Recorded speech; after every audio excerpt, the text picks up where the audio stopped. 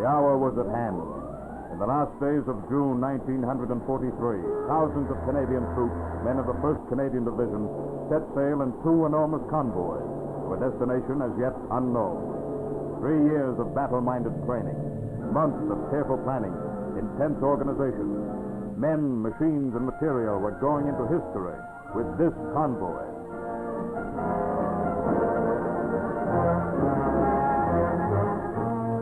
One thing sure, this floating camp's heading for 0 hour, somewhere south. This is no training scheme, not when they hand out tropical kits and light uniforms. They don't let you rust aboard ship. There's plenty to keep you busy. Periods in semaphore, aircraft recognition, and what's a soldier's life without washing and cleaning up? And, of course, some deep thinking.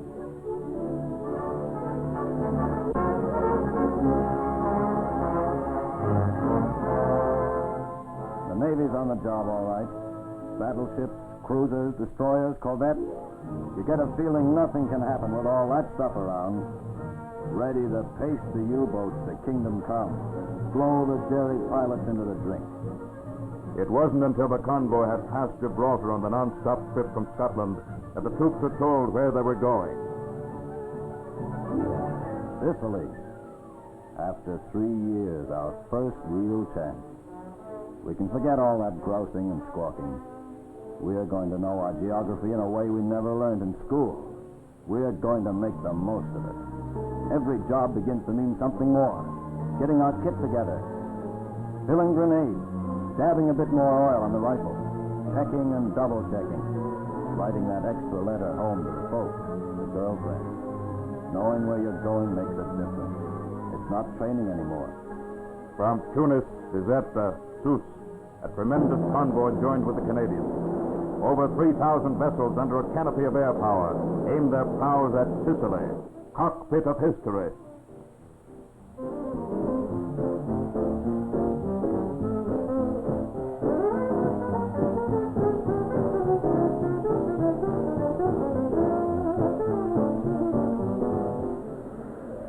Throughout the entire 2,000-mile trip, the weather favored the convoy. As 0 hour approached, a storm of gale proportions blew up. Landing craft could not work in that sea.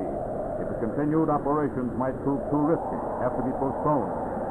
Commander-in-Chief of Allied Naval Forces in the Mediterranean made his decision.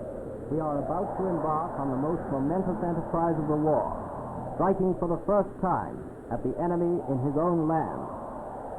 The big show was on. Allied invasion craft sped to 7 landing points along 100 miles of coastline. Allied guns blasted at 0 hour.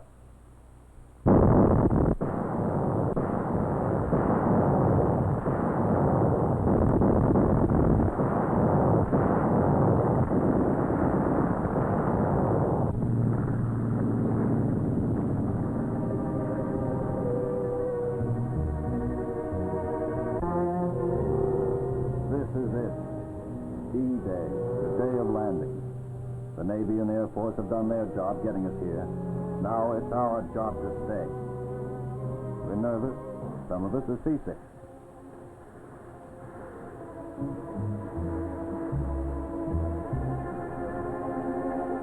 Outside of that, it's just like a training scheme back in England.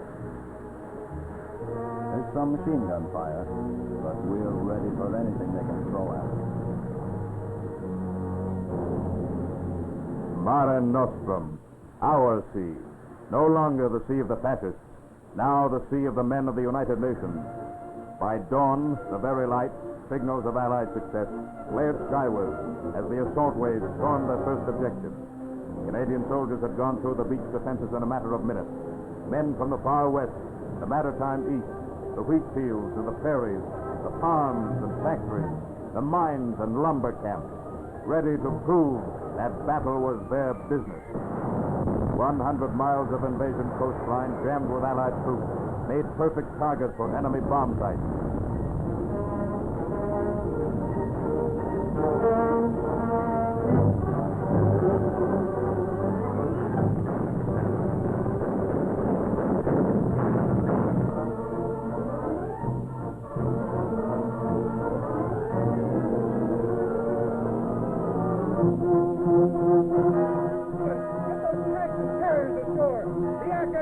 it.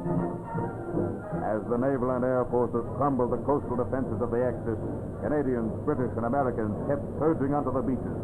14,000 vehicles, 600 tanks, 1,800 guns, 160,000 men.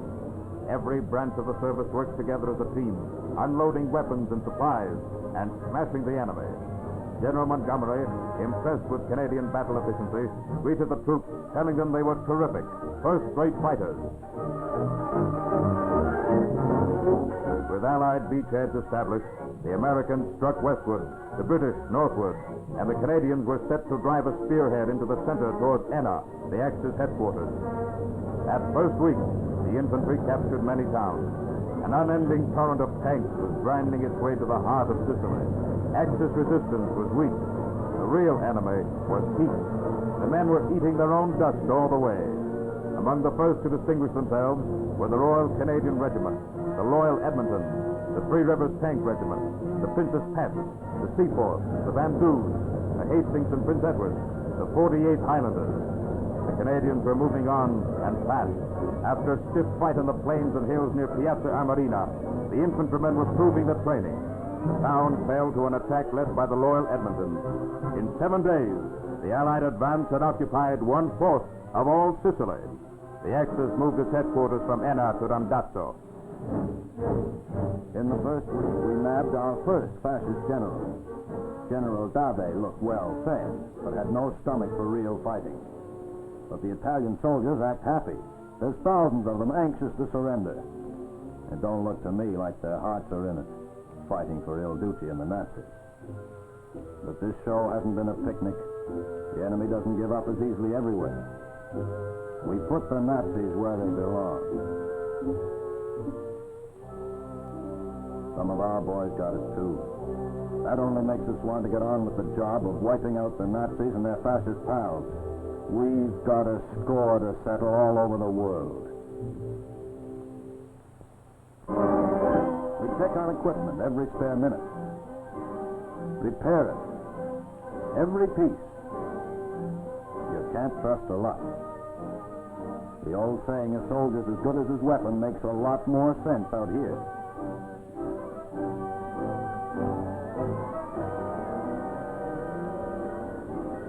Don't worry, soldier. That equipment was built to last. There's thousands of us men and women back here in Canada, keeping our eyes glued to the gun sites of production, making sure you get the goods.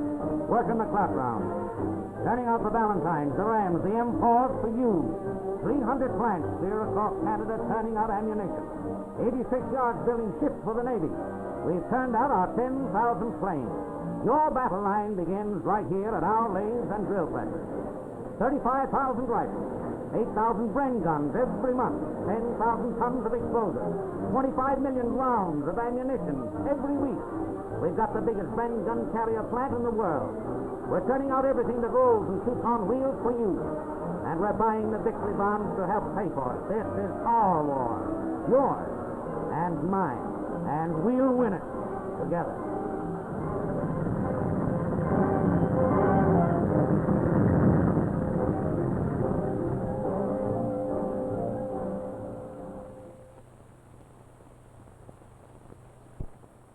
The second week saw the Americans subdue the western half of the island, while the British drove northward to the approaches of Catania. The Canadians, with the Americans on their left, began their march on Enna. On the hills south of Enna, the Royal 22nd, West Novas, and Carleton and York smashed the Germans. The Nazis, veterans of years of fighting, were learning to fear the red patch devils of the 1st Division, veterans of 2 weeks fighting.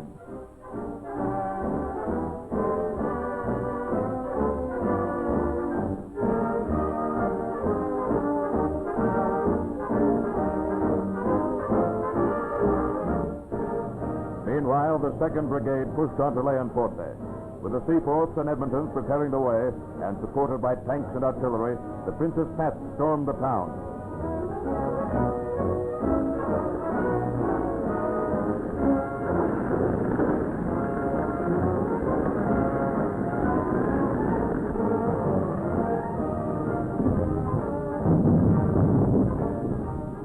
The limestone skeletons of towns, the booby traps, the littered equipment, the smashed tanks. all mute testimony to the bitter retreat of the enemy. With the capture of Leonforte, plans were already being mapped by Generals Montgomery and Simmons to crush Adjira. Meanwhile, the men took a well-earned rest.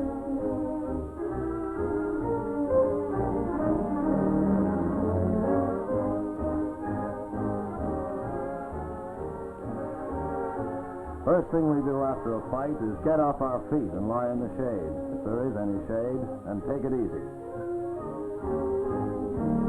Some of us haven't slept for 3 days. Our first bath only took off the top layer of dust. This country is lousy with food, but the heat here is enough to fry a chicken. Jokes aside, the food we get is swell, and lots of it. Got to credit the Army Service Corps for feeding us. The first few days we were too nervous to eat for the fighting. Now the cook says we're real vets. He just can't feed us enough.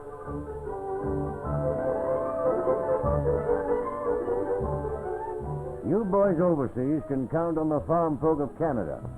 Producing food for you is a big enough job.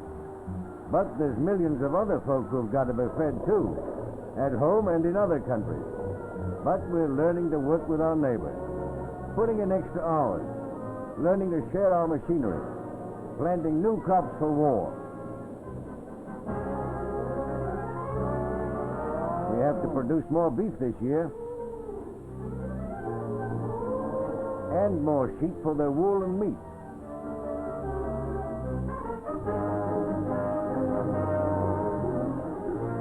And more hogs for bacon and pork.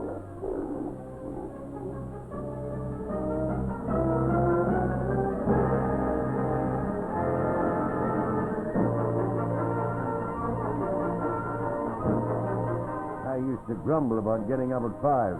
Even the youngsters doing a man's job, and that goes for the women folk too. Still, there ain't enough help. Sometimes a man's got to do 150 acres by himself. But with everybody pitching in, and buying victory bonds, we'll come through. You can count on us. More than two-thirds of Sicily now lay in Allied hands. To the Canadians fell the task of overcoming the Nazi mountain stronghold, Adjira. Prior to that, Asolo had fallen to the Hastings and Prince Edward Regiment, which clawed its way up a 2,500-foot precipice to capture the town. Vitoria, scene of some of the bloodiest fighting of the whole campaign, was taken in a combined action of the RCRs and the 48th.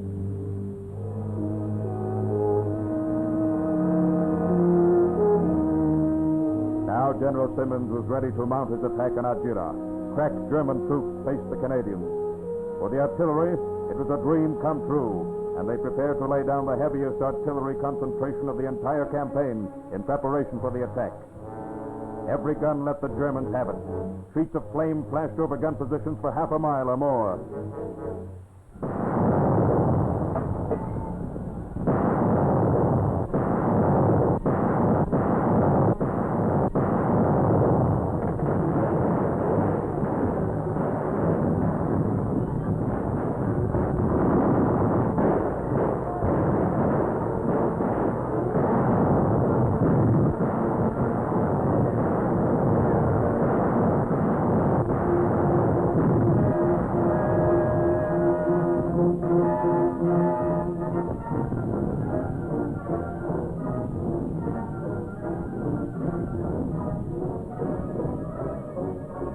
Fighting continued into the next day.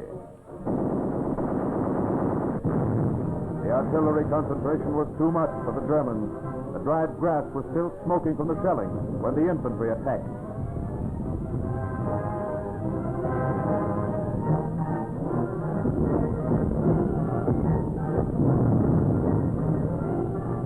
Adjira fell to the Canadians on the 28th of July, 1943.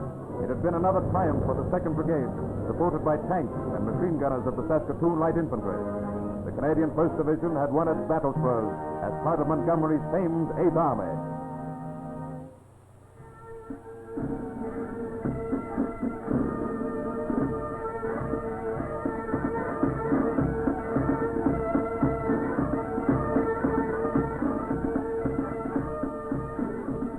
As the the pipes of the Seaforth Highlanders from Canada's west coast celebrated the victory, the Royal Canadian Engineers cleared the roads of hidden German mines.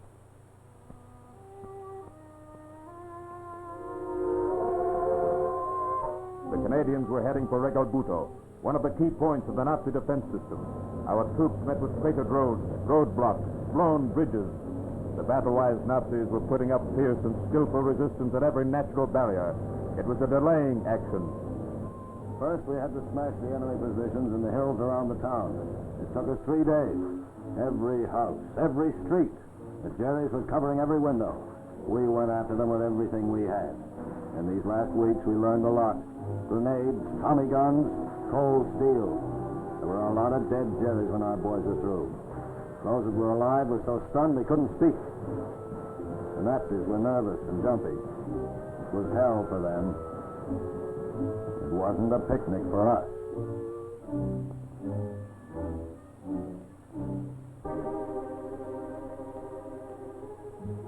Our troops had to pay in sweat and blood. If a Canadian soldier was wounded in action, within seconds an expert medical soldier was at his side. He was rushed to safety by truck, jeep, mule. The more seriously wounded were flown out on a clockwork schedule.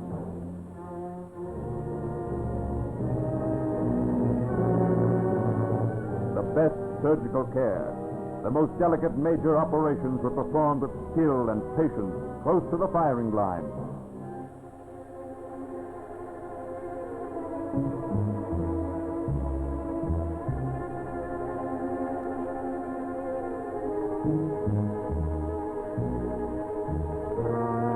Medical Corps personnel saved the lives of thousands of Canadian soldiers, men needed for the battles to come. In the central sector, the Canadians pushed on towards Adrano, while the Americans and British were enabled to race along the coast roads to Messina, last Axis stronghold, thus completing the conquest of Sicily, ending the first round in the battle for Europe.